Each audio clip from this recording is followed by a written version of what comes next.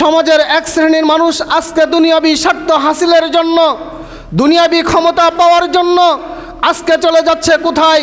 একটা ভোটের জন্য চলে যাচ্ছে মন্দিরে, গিয়ে সেখানে বলছে তোমাদের রোজা আমাদের পূজা, এটা মুদ্রার এপিটোপিট। বলছেন তোমাদের রামকৃষ্ণ যেভাবে দুনিয়ার বুক থেকে অন্যায় প্রতিহত করতে এসেছে, আমাদের নবী ঈসা মুসা মুহাম্মদ সেভাবেই দুনিয়ার বুক থেকে অন্যায় প্রতিহত করতে এসেছে।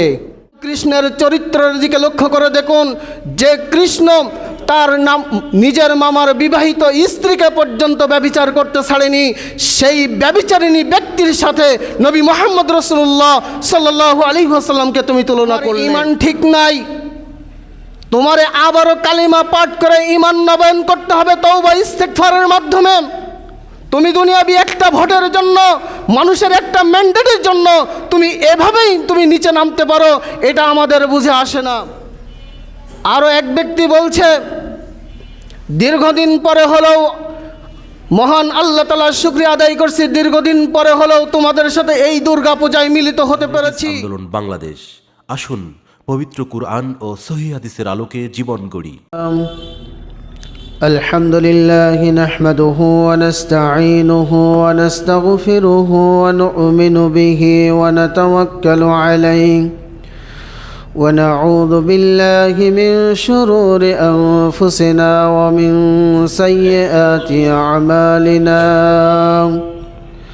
من يهده الله فلا مضل له ومن يضلله فلا هادي له ونشهد أن لا إله إلا الله وحده سبيله إلى النار. أما بعد فإن خير الحديث كتاب الله وخير الحدي حدي محمد صلى الله عليه وسلم وشر الأمور محدثاتها وكل محدثات بدعة وكل بدعة ضلالة وكل ضلالة سبيلها إلى النار. أعوذ بالله من الشيطان الرجيم. بسم الله الرحمن الرحيم. قاف والقرآن المجيد بل عذبوا أن جاءهم منذر منهم فقال الكافرون هذا شيء عظيم. أإذا متنا وقلنا ترابا ذلك رجع بعيد. قد علمنا ما تنقص الأرض منهم وعندنا كتاب حفيظ. بل كذبوا بالحق لما جاءهم فهم في أمر مريج.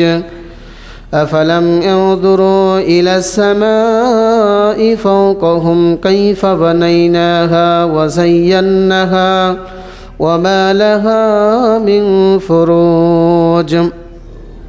والأرض مددناها وألقينا فيها رواسي وأنبتنا فيها من كل زوج بهيج. تبصرة وذكرى لكل عبد منيب. ونزلنا من السماء ماء مباركا فأنبتنا به جنات وحب الحصيد. والنخل باسقات لها طلع نضير رزقا للعباد. وأحيينا به بلدة ميتا كذلك الخروج. كذبت قبلهم قوم نوح وأصحاب الرس وثمود وعاد وفرعون وإخوان لوط وأصحاب الأيكة قوم تبع كل كذب الرسل فحق وعيد.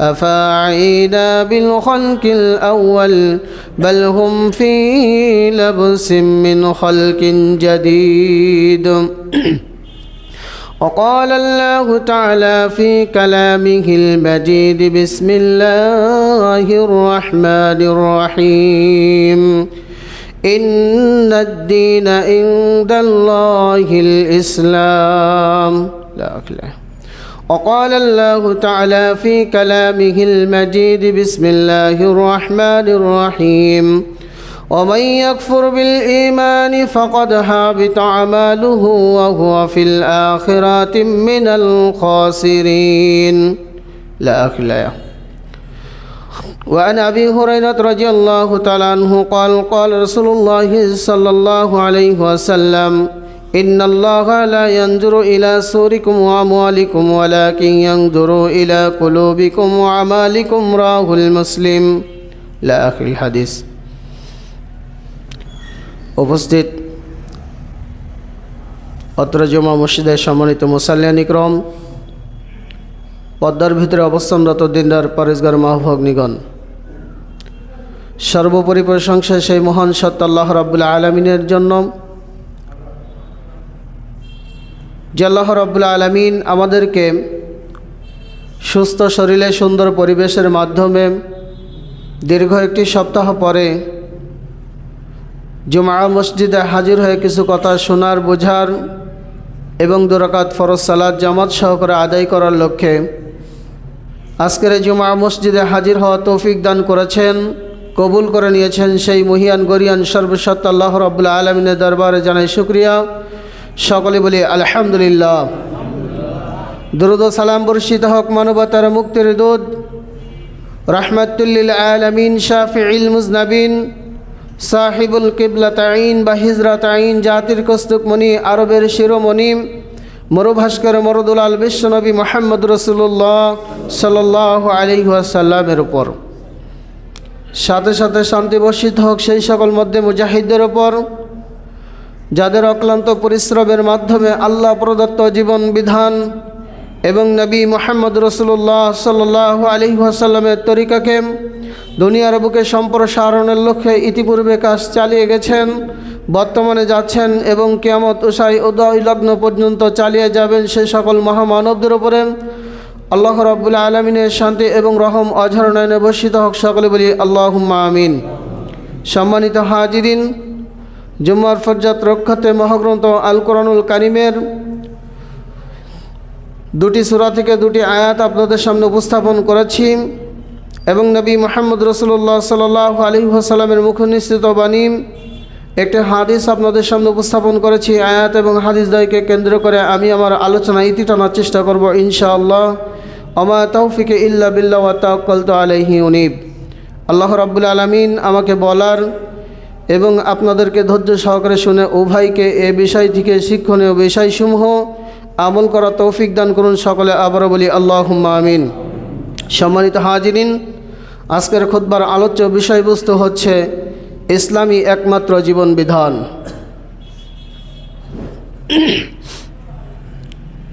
ইসলাম মুসলিম মিল্লাতের জন্য আল্লাহ প্রদত্ত জীবন বিধান।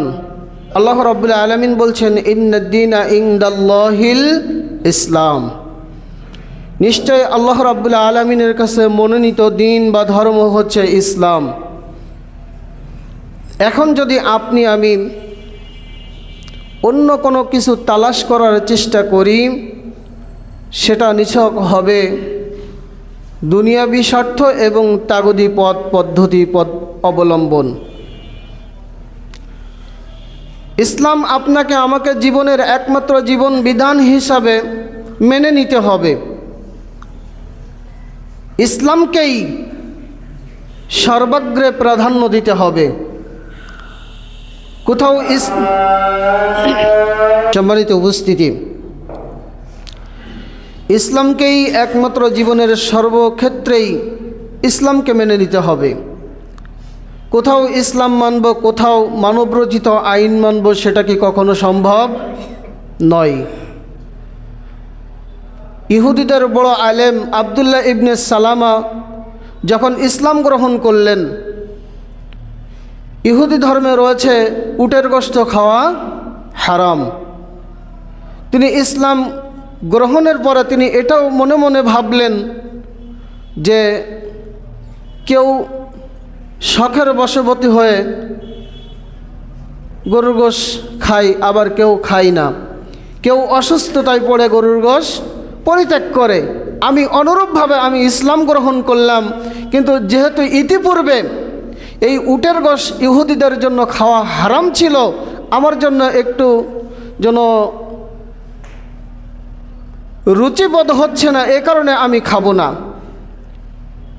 এটা তিনি সিদ্ধান্ত নিলেন। আল্লাহ রাব্বুল আলামিন কোরআনুল কারীমের আয়াত নাজিল করে দিলেন, আফাতুমিনুনা বিবাদিল কিতাব, যে তোমরা কিতাবের কিছু অংশ মানবে, ওয়াতাকফুরুনা বিবাদ, এবং কিছু অংশকে কোরআন অস্বীকার করবে। এটা চলবে না। ইসলামকেই যখন দিন হিসাবে গ্রহণ করেছে, তখন ইসলামের কোরআনের এ টু জেড একেবারে সব কিছুই তোমাদেরকে মেনে নিতে হবে। এজন্য আজকে বর্তমান সমাজে দেখা যায় যে আমি ইসলামের কিছু অংশ মানছি আর কিছু অংশ মানব না। এটা মুমিনের লক্ষণ নয়। মুমিন তো তারাই, মুমিনের প্রথমত বৈশিষ্ট্য হচ্ছে আকীদা সংশোধন করতে হবে। আর এই আকীদা সংশোধন করতে হলে আল্লাহ রাব্বুল আলামিন বলছেন সূরাতুল বাকারার 3 নম্বর আয়াতে আল্লাহ রাব্বুল আলামিন বলছেন, আল্লাযীনা ইউমিনুনা বিল গায়ব, মুমিন তো তারা যারা অদৃশ্যের প্রতি ঈমান আনয়ন করে, ওয়া ইউকিমুনাস সালাত, এবং সালাত কায়েম করে, ওয়া মিম্মা রাযাকনাহুম ইনফিকুন, এবং আল্লাহ রাব্বুল আলামিন যে রিজিক দিয়েছেন তা থেকে আল্লাহর পথে ব্যয় করে। এখন যদি আপনি মনে করেন এই 3টি বৈশিষ্ট্যের ভিতরে আপনি এটা মেনে নিলেন, অদৃশ্যের প্রতি ঈমান আনয়ন করলেন, কিন্তু সালাত আদায় করলেন না, আল্লাহ রাব্বুল আলামিন যে রিজিক দিয়েছেন এই রিজিক আপনি নিজে ভক্ষণ করলেন কিন্তু আল্লাহর পথে ব্যয় করলেন না, তাহলে কি আপনি প্রকৃত মুমিনের বৈশিষ্ট্য অর্জন করলেন? কখনো করলেন না। তাহলে ইসলাম মানতে হলে আপনাকে আকীদা সংশোধনের ক্ষেত্রে, আমাকে আকীদা সংশোধনের ক্ষেত্রেই ইসলাম মুমিনের যে বৈশিষ্ট্য রয়েছে, ইমানদারদের যে বৈশিষ্ট্য রয়েছে, এই বৈশিষ্ট্যকে পুরাপুরি ঈমান আনয়ন করতে হবে। যখন আপনি ইসলাম মানলেন, আকীদা সংশোধন করলেন, এবার আপনার ইসলামের মূল রুহু যে তাওহীদ, এই তাওহীদকে যথাযথভাবে নিজেকে আয়ত্ত করতে হবে, যথাযথভাবে পালন করতে হবে। এই তাওহীদের মৌলিক 2টি ধারা হলো আকীদা এবং আমল। আকীদা শব্দের অর্থ হচ্ছে বিশ্বাস, আর আমল হচ্ছে কর্ম।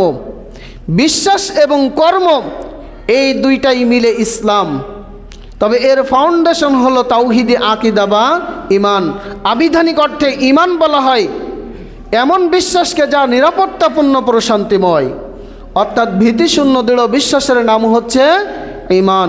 শারীরিক অর্থে অন্তরের দৃঢ় বিশ্বাস, মুখের স্বীকৃতি এবং কাজের বাস্তবায়ন, এই 3টির সমন্বয়ে ঈমান গঠিত হয়। সম্মানিত উপস্থিতি, এই ঈমানি চেতনা আপনার আমার শিরিক মুক্ত হতে হবে। এই শিরিক মুক্ত যদি না হয়, তাহলে আপনার আমার কথাবার্তা, চিন্তা, চেতনা সব কিছুই বিপদগামী হয়ে যাবে। এই ঈমানকে দৃঢ় করতে হবে। ঈমান দৃঢ় করতে হলে আপনার আমার নিয়ত ঠিক করা লাগবে, যে কখনো ইসলাম মানব, কখনো ইসলামের বিপরীত আইন পাশ করব, বা কখনো ইসলামের বিপরীত বিষয়টি মেনে নিব, এটা হবে না। আকীদা, এই নিয়ত পরিশুদ্ধ করতে হবে, নিয়ত পাকাপোক্ত করতে হবে। সুতরাং কলবের মূল কল্পনাকে ভিত্তি করে আপনার আমার আকীদা নিয়ন্ত্রণ করতে না পারলে সবই বরবাদ হয়ে যাবে। তাই রাসূল সাল্লাল্লাহু আলাইহি ওয়াসাল্লাম বলছেন, সহিহ মুসলিমের 4178 নম্বর হাদিস, মিশকাত 2762 নম্বর হাদিসে রাসূল সাল্লাল্লাহু আলাইহি ওয়াসাল্লাম বলছেন, আলা ওয়া ইন্না ফিল জাসাদিল মুদগাতান ইযা সালুহাত সালুহাল জাসাদু কুল্লুহু ওয়াইজা ফাসাদাত ফাসাদাল জাসাদু কুল্লুহু আলা ওয়াহিয়াল কলব। শুনে রেখে দাও হে উম্মতে মুহাম্মদি, গোটা মানব দেহের ভিতরে এমন এক মাংসের টুকরা রয়েছে, এই মাংসের টুকরা যখন সালুয়াল জাসাদু কুল্লুহু যখন পরিশুদ্ধ হয়ে যায়, তখন গোটা মানব দেহটাই পরিশুদ্ধ হয়ে যায়। ওয়াইজা ফাসাদাল জাসাদু কুল্লুহু, যখন এই মাংসের টুকরাটা অপরিশুদ্ধ হয়ে যায়, তখন গোটা দেহটাই অপরিশুদ্ধ হয়ে যায়। ওয়াহিয়াল কলব, সেটাই হচ্ছে কলব, সেটাই হচ্ছে হৃদয়। এই হৃদয় ঠিক করতে হবে। অন্তর বাঁকা মানুষের চলন বলন সব কিছুই বাঁকাভাবে প্রচলিত হয়, আর অন্তর পরিষ্কার মানুষের চলন বলন সবসময় সোজা পথেই হয়। রাসূল সাল্লাল্লাহু আলাইহি ওয়াসাল্লাম আরও বলছেন, সহিহুল মুসলিমের 6708 নম্বর হাদিস, মিশকাত শরীফ 5314 নম্বর হাদিস, রাসূল সাল্লাল্লাহু আলাইহি ওয়াসাল্লাম বলছেন, ওয়ান আবি হুরায়রা রাদিয়াল্লাহু তাআলা আনহু, আবু হুরায়রা রাদিয়াল্লাহু তাআলা থেকে বর্ণিত, ক্বালা রাসূলুল্লাহ সাল্লাল্লাহু আলাইহি ওয়াসাল্লাম, রাসূল সাল্লাল্লাহু আলাইহি ওয়াসাল্লাম বলছেন, ইন্নাল্লাহা লা ইয়ানজুরু ইলা সুরিকুম ওয়া আমওয়ালিকুম ওয়ালাকিন ইয়ানজুরু ইলা কুলুবিকুম ওয়া আমালিকুম।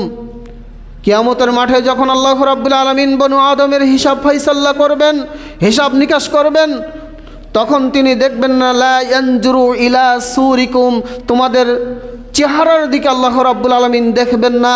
কার চেহারা পরিষ্কার, কার চেহারা কালো, এটা আল্লাহ রাব্বুল আলামিন দেখবেন না।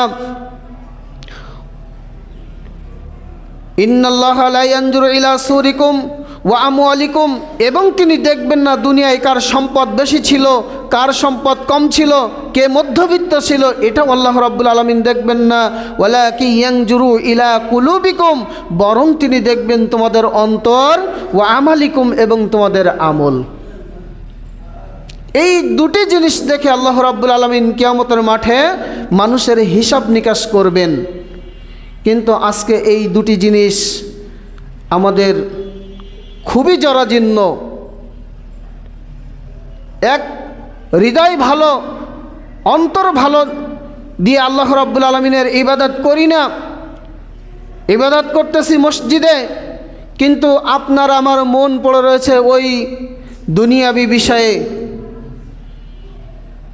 এটা করলে কখনো ইবাদত কবুল হবে না। এর পরপরই আপনার আমার আকীদা পরিশুদ্ধ ঘটাতে হবে। যদি আপনি আমি ভ্রান্ত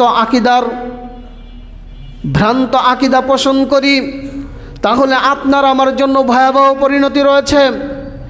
এমন ভয়াবহ পরিণতি রয়েছে, রাসূল মহান আল্লাহ রাব্বুল আলামিন বলছেন সূরা মাঈদার 5 নম্বর আয়াতে, ওয়ামান ইয়াকফুর বিল ঈমানি ফাকাদ হাবিতা আমালুহু ওয়া হুয়া ফিল আখিরাতি মিনাল খাসিরিন। যে ব্যক্তি বিশ্বাসের সাথে কুফরি করবে, বিষয়টি একটি চিন্তনীয় ভাবনীয় বিষয়। মনোযোগ সহকারে একটু চিন্তা ভাবনা করে দেখুন। মহান আল্লাহ রাব্বুল আলামিন বলছেন, ওয়ামান ইয়াকফুর বিল ঈমান, যারা বিশ্বাসের সাথে কুফরি করবে, ফাকাদ হাবিতা আমালুহু, তাদের সমস্ত আমল বরবাদ হয়ে যাবে, সমস্ত আমল নষ্ট হয়ে যাবে। ওহুয়া ফিল আখিরাতি মিনাল খাসিরিন, এবং কিয়ামতের দিন এই ক্ষতিগ্রস্ত আমলকারী ব্যক্তিরা ক্ষতিগ্রস্ত ব্যক্তিদের সাথে শামিল হয়ে যাবে। আয়াতের 3টা অংশ। ওয়ামান ইয়াকফুর বিল ঈমান, প্রথম অংশে আল্লাহ রাব্বুল আলামিন বলছেন, ওয়ামান ইয়াকফুর বিল ঈমান, যারা বিশ্বাসের সাথে কুফরি করবে। এই বিশ্বাসের সাথে কুফরি বিষয়টি কি?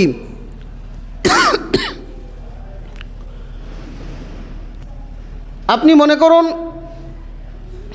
ঈমান আনয়ন করেছেন কার উপরে? আল্লাহর উপরে। কিন্তু আপনার সন্তানের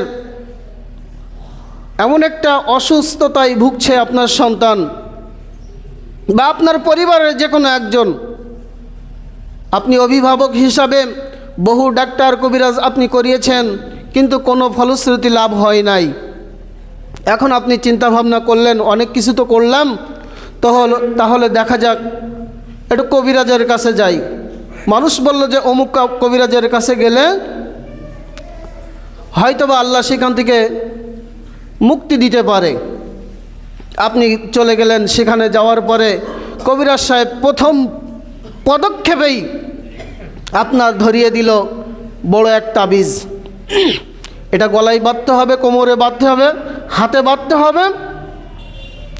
আপনি যত স্থিতবোধ করলেন যে তাবিজ দিয়ে কি হয়, কিন্তু তারপরও চিন্তা ভাবনা করলেন অনেক কিছু তো করলাম, কিন্তু তাতে কোনো লাভ হলো না, তো এটা একটু নিয়ে দেখি।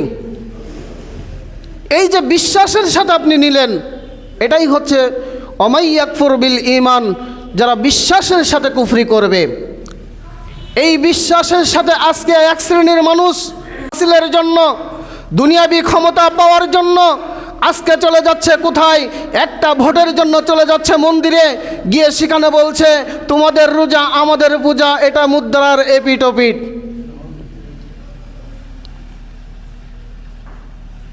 রোজা আর পূজা মুদ্রার এপিট ওপিট।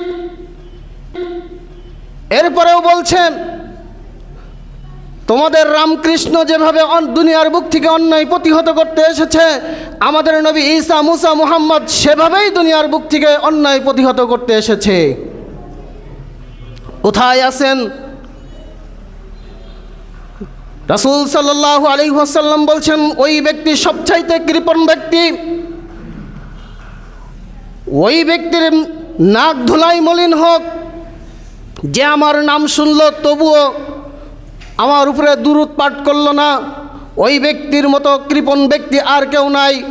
যে ব্যক্তি আমার উপরে একবার দুরূদ পাঠ করবে, তাহলে তার আমলনামায় 10টি নেকি লিপিবদ্ধ করা হবে, তার আমলনামা থেকে 10টা গুনাহ মুছে দেওয়া হবে, এমনকি তাকে 10টি মর্যাদার আসনে অধিষ্ঠিত করা হবে।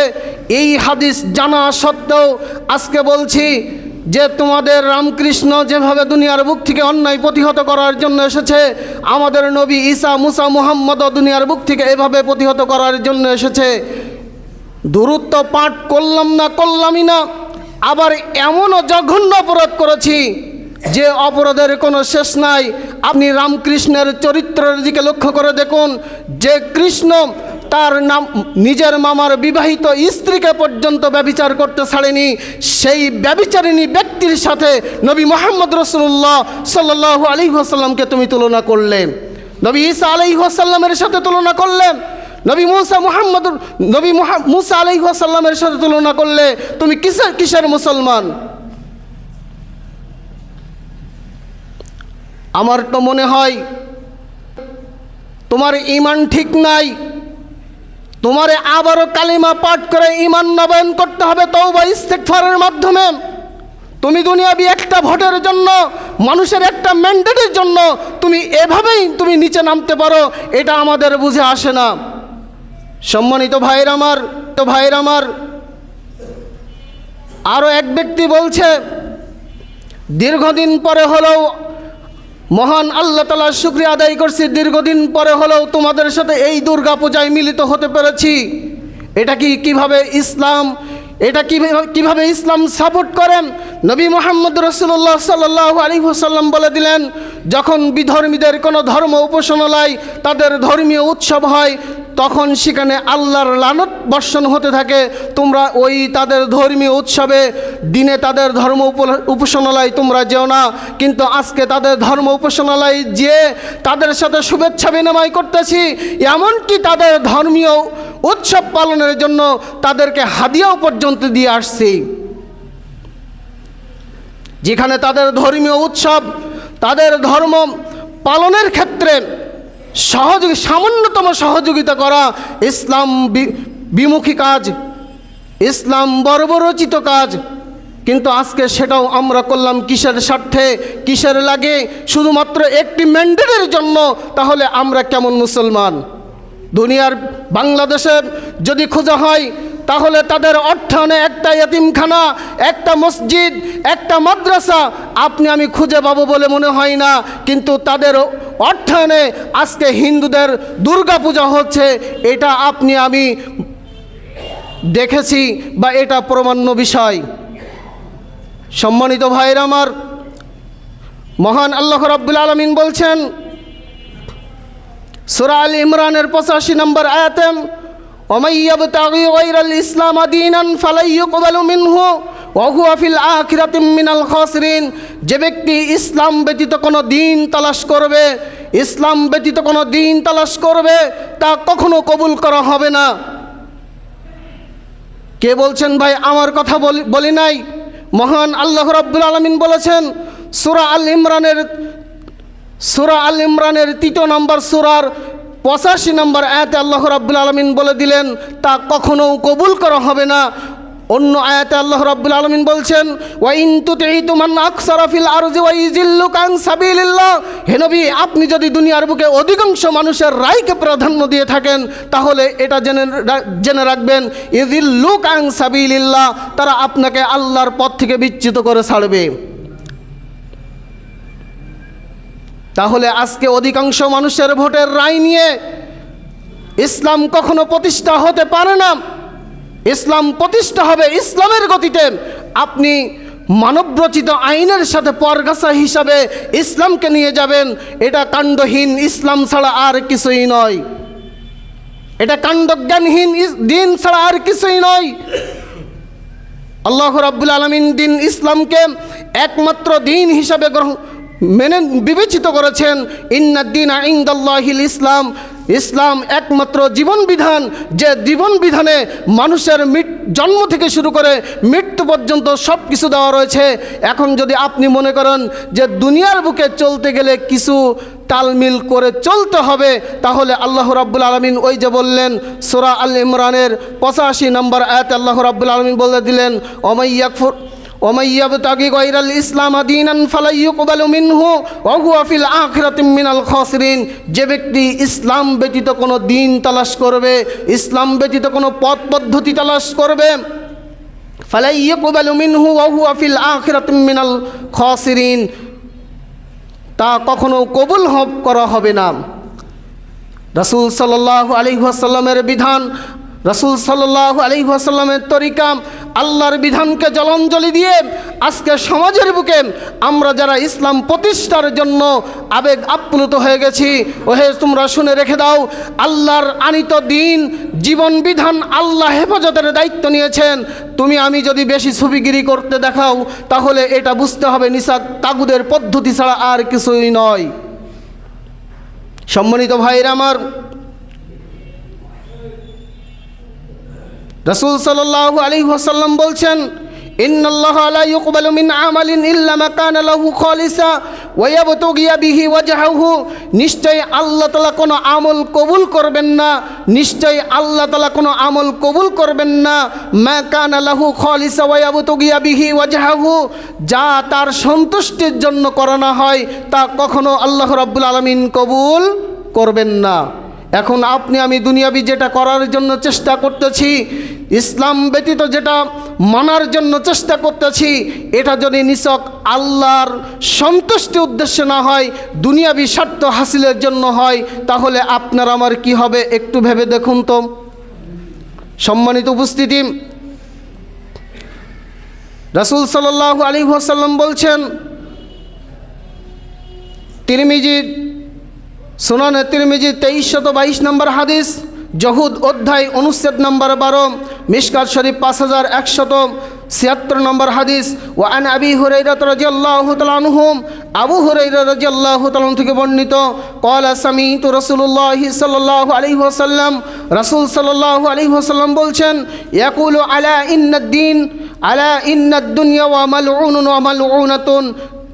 রাসূল সাল্লাল্লাহু আলাইহি ওয়াসাল্লাম বলছেন, মহান আল্লাহ রাব্বুল আলামিন বলেছেন, ইন্নাদ দুনিয়া ওয়া মালউনুন ওয়া মালউনাতুন, দুনিয়া এবং দুনিয়ার মাঝে যা কিছু আছে সবই আল্লাহর অভিশপ্ত। দুনিয়া এবং দুনিয়ার মাঝে যা কিছু আছে সবই আল্লাহর অভিশপ্ত। মা ফিহা ইল্লা যিকরুল্লাহ, তবে আল্লাহর জিকির ব্যতীত। এই জিকির আপনি কিভাবে করবেন? আল্লাহর জিকির ব্যতীত সব কিছুই অভিশপ্ত। এখন কি তাহলে আপনি ওই কলব সাফ করার মানুষদের মতো এভাবে বলবেন লা ইলাহা ইল্লাল্লাহ, শুরুটা এই, এরপরে ইল্লাল্লাহ ইল্লাল্লাহ, এভাবে শেষ হতে হতে এরপরে হয় শেষ হয় হু হা হু, এভাবেই তাদের জিকিরের ঢং হয়। জিকির হতে হবে এটাই, আস্তাগফিরুল্লাহ হাল্লাযী লা ইলাহা ইল্লা হুয়াল হাইয়ুল কাইয়্যুম ওয়া আতুবু ইলাইহি, এটাই হচ্ছে আল্লাহর শরণ। লা হাওলা ওয়ালা কুওয়াতা ইল্লা বিল্লাহ, এটাই হচ্ছে আল্লাহর শরণ। লা ইলাহা ইল্লাল্লাহ, এটাই হচ্ছে আল্লাহর শরণ। এরপরে আপনি 2 রাকাত সালাত আদায় করুন। 2 রাকাত সালাত আদায় করে আল্লাহর কাছে বলুন, আল্লাহ আমি দুনিয়ার বুকে আমার নিজের নফসের উপরে জুলুম করেছি, এই জুলুম একমাত্র তুমি ছাড়া কেউ মাফ করতে পারেন। আল্লাহ আল্লাহ আমি পাপিষ্ঠ বান্দা, আল্লাহ তুমি আমাকে ক্ষমা করে দাও। আল্লাহ রাব্বুল আলামিন আপনার সেই পাপকে ক্ষমা করে দেবে, এটাই হচ্ছে ইসলাম। কিন্তু যখনই আপনি কলব সাফ করার জন্য হু হা ইল্লাল্লাহ এভাবে শুরু করবেন, এটা ইসলাম নয়, এটা মানব রচিত ইসলাম, এটা আল্লাহ প্রদত্তিত পিওর ইসলাম নয়, এটা হচ্ছে পপুলার ইসলাম। সম্মানিত ভাইরা আমার, সমাজে আমরা ইসলাম মানার পরে, ইসলামের গণ্ডির ভিতরে আবদ্ধ হওয়ার পরে আমরা অধিক আমলের গুরুত্ব দিয়ে থাকি, কিন্তু কখনো বিশুদ্ধ আকীদার গুরুত্ব আমরা দেই না। শুধু ইসলামের ভিতরে এটা রয়েছে ওটা রয়েছে, এই আমল করতে হবে ওই আমল করতে হবে, এটা ইসলাম নয়।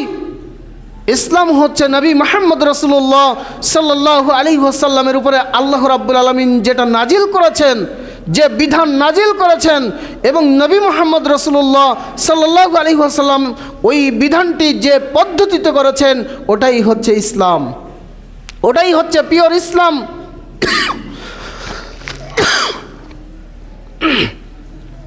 সহিহুল বুখারীর 5058 নম্বর হাদিস, মিশকাত শরীফ 5894 নম্বর হাদিস। ওয়ান আবি সাঈদিন খুদরি রাদিয়াল্লাহু তাআলা আনহু, আবু সাঈদ খুদরি রাদিয়াল্লাহু তাআলা থেকে বর্ণিত, আন্নাহু ক্বালা সামি'তু রাসূলুল্লাহি সাল্লাল্লাহু আলাইহি ওয়াসাল্লাম, রাসূল সাল্লাল্লাহু আলাইহি ওয়াসাল্লাম বলছেন,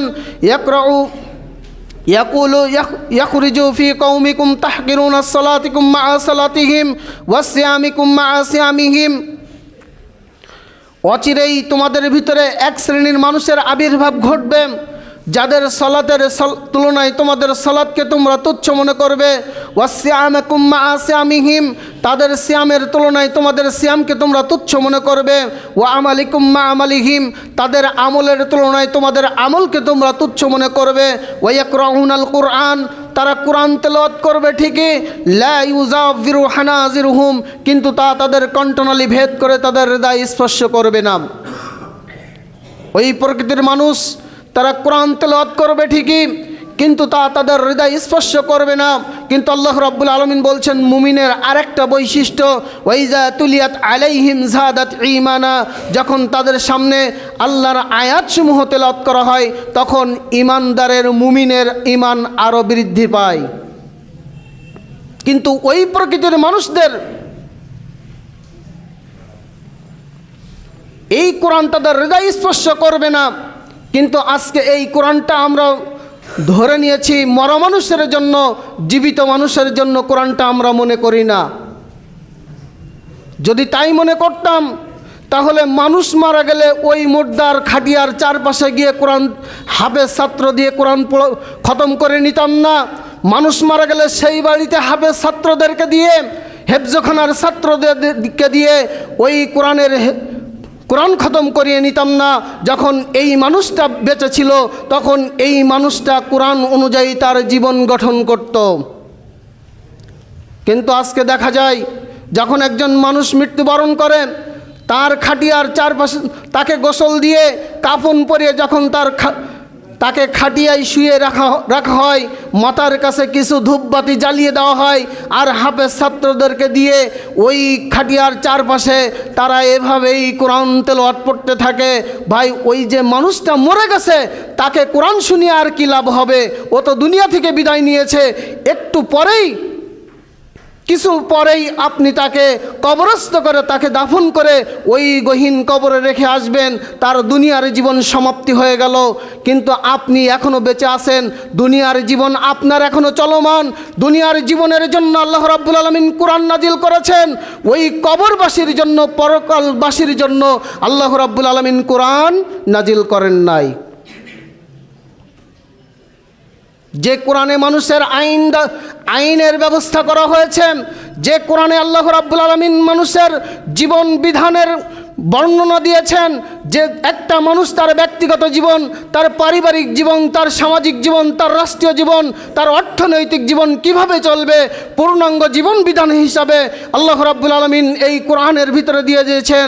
কিন্তু সেই কোরআনটা আমরা বিবেচিত করলাম ওই মরা মানুষের জন্য। তাহলে আমরা কেমন মুসলমান?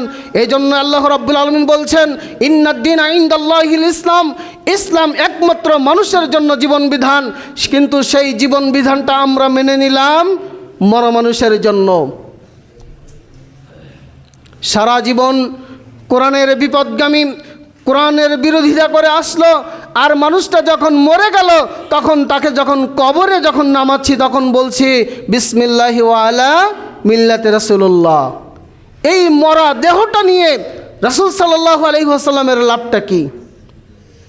যে মানুষটা রাসূল সাল্লাল্লাহু আলাইহি ওয়াসাল্লামের তরিকার বিরোধিতা করে এসেছে, আল্লাহর বিধানের বিরোধিতা করে এসেছে, ইসলামের বিপক্ষে কথা বলে এসেছে, এই মানুষটা যখন মারা গেল তখন আপনি বললেন বিসমিল্লাহি ওয়া আলা মিল্লাতে রাসূলুল্লাহ। আপনি তো বলতে পারতেন বিসমিল্লাহি ওয়া আলা তাগুদিল্লাহ। একে তাগুদের দলে উঠিয়ে দিয়ে গেলাম। সম্মানিত ভাইরা আমার, এই 3.5 হাত বডির ভিতরে রুহু থাকতে আপনাকে এই রুহের মর্যাদা বুঝতে হবে। এই 3.5 হাত বডির ভিতরে, দেহের ভিতরে রুহু থাকতে এই রুহুকে, এই জীবনকে মূল্যায়ন করতে হবে। একবার যেমন এই দেহ থেকে রুহু চলে গেলে যেমন আর ফিরে আসবে না, আপনার জীবন থেকে যে সময়টি চলে যাচ্ছে এই সময় আর ফিরে আসবে না। এখনই উচিত আপনাকে দিন ইসলামের গণ্ডির ভিতরে এসে দিন ইসলাম অনুযায়ী আপনার আমার জীবন ব্যবস্থা গ্রহণ করা। অন্যথায় আপনি আমি যখনই যেটা আমল করব ইসলাম পরিপন্থী হয়ে গেলে আল্লাহ রাব্বুল আলামিন সেটা কখনো কবুল করবেন না। রাসূল সাল্লাল্লাহু আলাইহি ওয়াসাল্লাম তাই বলছেন, ইয়াকরাউল কুরআন লা ইউজাবিরু হানাজিরুহুম, তারা দিন থেকে ছিটকে বাইর হয়ে যাবে। কামা ইয়ামরিকুম মিন দিন, যেমনভাবে শিকার ভেদ করে তীর নিক্ষেপ হয়ে যায়, অনুরূপভাবে তারা দিন থেকে এভাবে ছিটকে বাইর হয়ে যাবে। ইয়ানজুরু ফি নাসলিন ফালা ইয়ারা শাইয়া, তখন এই শিকারী তীরের ফলার মাথার দিকে তাকায়, সেখানে কিছু দেখতে না পায়। অবশেষে তার 500 পাতার দিকে লক্ষ্য করে, সেখানেও সে কিছু দেখতে না পায়। তখন অবশেষে মনে করে যে এই তীরের ফলার মাথায় কিছু আছে, মনে করে সন্দেহ পোষণ করে। আজকে এক শ্রেণীর মানুষ যারা দিন ইসলামের ভিতরে মানবরচিত বিধান ঢুকিয়েছে, তারা মনে করে এটা তো ভালো কাজ, এই ভালো কাজের দোহাই দিয়ে দিন ইসলামের ভিতরে শিরিক এবং বিদাতের প্রচলন ঘটিয়েছে। যার কারণে আজকে মানুষ মুসলমান একটা ভোটের জন্য ওই মন্দিরে গিয়ে তাদের দুর্গা পূজায় সামিল হচ্ছে। একটা মানুষের একটা ম্যান্ডেটের জন্য ওই দুর্গা পূজায় গিয়ে তাদের সাথে শুভেচ্ছা জানাচ্ছে। রাসূল সাল্লাল্লাহু আলাইহি ওয়াসাল্লাম বলছেন, যদি কোনো মানুষ অনারবদের মাঝে বসবাস করে, তাদের নাইরুজ নববর্ষ পালন করেন, এই যে গেল 31শে ডিসেম্বর, অধিকাংশ মুসলমানের সন্তান এই 31শে ডিসেম্বরকেও লক্ষ্য করে তারা 31st নাইট পালন করেছে। বলুন তো দেখি, এরা কি বিধর্মীর সন্তান না মুসলমানের সন্তান? আজকে যারা 31st নাইট পালন করেছ, রাসূল সাল্লাল্লাহু আলাইহি ওয়াসাল্লাম বলছেন, রাসূল সাল্লাল্লাহু আলাইহি ওয়াসাল্লাম বলছেন, যারা এই 31st নাইট পালন করবে, অমিনান নাসি মান ইয়াশতারি লাহু আল হাদিসা লিউযিল্লু আন সাবিলিল্লাহ, এই 31st নাইট পালন করার জন্য তারা গান বাদ্য বাজনা বাজিয়েছে। রাসূল সাল্লাল্লাহু আলাইহি ওয়াসাল্লাম বলছেন, মানুষের মধ্য থেকে এমন কেউ না জেনে আল্লাহর পথ থেকে মানুষকে বিভ্রান্ত করার জন্য বেহুদা কথা খরিদ করে। আজকে এই যারা গান বাজনা বাজিয়েছেন, এরা বেহুদা কথা খরিদ করার জন্য নিজের পকেটের পয়সাকে খরচ করে তারা এই বেহুদা কথাবার্তা খরিদ করে সমাজে এমন উচ্ছৃঙ্খলা সৃষ্টি করেছে যা ভাষায় প্রকাশ করার মতো না। রাসূল সাল্লাল্লাহু আলাইহি ওয়াসাল্লাম আরও বলছেন, সুনানুল কুবরার 18,863 নম্বর হাদিস, মান বানা বিলাদিল আজিমি ওয়াসসানা নাইরুজাহুম ওয়া মিহরাজান্নাহুম ওয়া তাশাবাহাত বিহিম হাত্তা ইয়ামুতা ওয়া হুয়া কাযালিক হুশিরা মাআহুম ইয়াউমাল কিয়ামা। যে ব্যক্তি বিধর্মী অনারবদের মাঝে বসবাস করবে, তাদের নাইরুজ, তাদের নববর্ষ পালন করবে। আজকে যে সকল মুসলমানের সন্তান এই 31শে ডিসেম্বরকে উদযাপন করেছে, আজকে তারা খ্রিস্টানদের এই নাইরুজ নববর্ষ পালন করেছে। ওয়া তাশাবাহাত বিহিম হাত্তা ইয়ামুতা, এমনকি তারা আজকে সমাজে যে সমস্ত মানুষ এই তাদের ধর্মীয় উৎসবে গিয়ে একটা ভোট ভিক্ষার জন্য, একটা ম্যান্ডেটের জন্য তাদের ধর্মীয় উৎসবে পর্যন্ত চলে গেছে। রাসূল সাল্লাল্লাহু আলাইহি ওয়াসাল্লাম বলছেন, ওয়া তাশাবাহাত বিহিম হাত্তা ইয়ামুতা ওয়া হুয়া কাযালিক হুশিরা মাআহুম ইয়াউমাল কিয়ামা। কিয়ামতের দিন এমন অবস্থায় তার মৃত্যু হয়ে গেছে, কিয়ামতের দিন তারা তাদের সাথেই তাদের হাসর হয়ে যাবে। আপনি কি ভাবতে পারছেন যে আপনার সন্তান এই 31st নাইটে কোথায় গেল? আপনার সন্তান কাদের সাথে এই দিন 31st নাইট পালন করলো? আপনি কখনো হিসাব করে দেখেন নাই? আপনি কখনো খেয়াল খুশি অনুযায়ী চলেছেন? আপনার সন্তান কোথায় গেল আপনি এটা কখনো বোঝার চেষ্টা করেননি। আপনি কেমন অভিভাবক বলুন তো দেখি? আপনি আবার নিজেকে মুসলিম দাবি করছেন, আপনার সন্তানকেও আকিকা করে আপনি নামকরণ করেছেন। আপনি কেমন মুসলমান? সম্মানিত ভাইয়ের আমার, এজন্য আসুন দিন ইসলামকেই একমাত্র জীবন বিধান হিসাবে আপনাকে আমাকে মেনে নিতে হবে। আল্লাহ রাব্বুল আলামিন বলে দিলেন, ইন্নাদ-দীনা ইনদাল্লাহিল ইসলাম। ইসলাম একমাত্র আল্লাহর মনোনীত দিন এবং জীবন বিধান। রাসূল সাল্লাল্লাহু আলাইহি ওয়াসাল্লাম যেই জীবন বিধানকে যেভাবে আপনার আমার কাছে উপস্থাপন করেছেন, সেভাবেই আপনাকে আমাকে মেনে নিতে হবে। আসুন দিন ইসলামকে রাসূল সাল্লাল্লাহু আলাইহি ওয়াসাল্লামের ভাষায় আল্লাহর বিধান অনুযায়ী জীবন পরিচালনা করার চেষ্টা করি। যতই আপনি আমি দিন ইসলাম কায়েমের জন্য ওই বিধর্মীদের কাছে যাই না কেন, আল্লাহ যদি না চায় তাহলে কখনো দিন ইসলাম কায়েম করা সম্ভব হবে না। আপনি আমি যতই বিধর্মীদের কাছে গিয়ে তাদের কাছে ম্যান্ডেট ভিক্ষা করি না কেন, আল্লাহ যদি আপনাকে না বসায় তাহলে কোনো লাভ হবে না। এজন্য আপনার উচিত ছিল রাত 12টা 1টার সময় জেগে ঘুম থেকে জাগ্রত হয়ে ওযু করে 2 রাকাত সালাত আদায় করে, আল্লাহ তোমার কাছে এই ফরিয়াদ করি, তোমার জমিনে তোমার দিন ইসলাম প্রতিষ্ঠার জন্য আমরা আপ্রাণ সংগ্রাম চালিয়ে যাচ্ছি। আল্লাহ তুমি আমাদেরকে অন্তত একটা বার সময় দাও। আল্লাহ তুমি অন্তত আমাদেরকে একটা বার সময় দাও। এটা আপনার উচিত ছিল, কিন্তু আপনি তা করলেন না। আপনি এগিয়ে বললেন তোমাদের রোজা আমাদের পূজা, মুদ্রার এপিটোপিট। এই পদ্ধতিতে কখনো ইসলাম প্রতিষ্ঠা হবে না। তাই আসুন, ইসলাম প্রতিষ্ঠা করতে হলে আল্লাহর বিধান, নবী মুহাম্মদ রাসূলুল্লাহ সাল্লাল্লাহু আলাইহি ওয়াসাল্লামের তরিকা মাফিক আপনি আমি যদি চলতে পারি, তাহলে অবশ্যই এই দুনিয়ার বুকে দিন ইসলাম প্রতিষ্ঠা হবে। আল্লাহ রাব্বুল আলামিন আমাদের সেই তৌফিক দান করুন। জাগতিক সমস্ত বিভ্রান্তকে, সমস্ত বিনষ্ট আকীদাকে ধূলিসাৎ করে দিয়ে একমাত্র কিতাব এবং সুন্নাতের কাছে আমরা ফিরে আসি। হয়তোবা আল্লাহ রাব্বুল আলামিন তাতেই আমাদের দুনিয়াবী জীবন এবং পরকালীন মুক্তি হাসিলের জন্য আল্লাহ রাব্বুল আলামিন তাতে আমাদের জন্য সন্তুষ্ট হয়ে যাবেন। আল্লাহ রাব্বুল আলামিন আমাদের সেই তৌফিক দান করুন। সকলে বলি আল্লাহুম্মা আমিন। বারাকাল্লাহু লাকুম ফিল কোরআনিল আযীম ওয়া নাফা'না আয়াতি ওয়া যিকরিল হাকীম ফা ইন্নাহু তাআলা যাদুন কারীমুন বাররাউফুর রহিম। আলহামদুলিল্লাহ الحمد لله نحمده ونستعينه ونستغفره ونؤمن به ونتوكل عليه ونعوذ بالله من شرور أنفسنا ومن سيئات أعمالنا من يهده الله فلا مضل له ومن يضلله فلا هادي له ونشهد أن لا إله إلا الله وحده لا شريك له وأشهد أن محمدا عبده ورسوله الذي أرسله بالحق بشيرا ونذيرا وداعيا إلى الله بإذنه وسراجا منيرا. أما بعد فقد قال الله تعالى في كلامه المجيد بالفرقانه الحميد: بسم الله الرحمن الرحيم إن الله وملائكته يصلون على النبي يا أيها الذين آمنوا صلوا عليه وسلموا تسليما.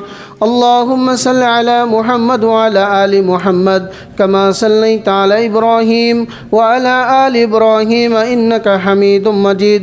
اللهم بارك على محمد وعلى آل محمد كما باركت على إبراهيم وعلى آل إبراهيم إنك حميد مجيد. اللهم انصر من نصر دين محمد واخذل من خذل دين محمد ولا تجعل منهم عباد الله ورحمكم الله. إن الله يأمركم بالعدل والإحسان وإيتاء ذي القربى وينهى عن الفحشاء والمنكر والبغي لعلكم تذكرون. ربنا آتنا في الدنيا حسنة وفي الآخرة حسنة وقنا عذاب النار. সকলেই পড়ুন: رب ارحمهما كما ربياني صغيرا رب ارحمهما كما ربياني صغيرا. اللهم أجرني من النار اللهم أجرني من النار. اللهم إني أسألك الجنة الفردوس اللهم إني أسألك الجنة الفردوس. اللهم اقض حاجاتنا واشف حاجاتنا واستر عوراتنا وكفى بك عليما مذيبا خبيرا.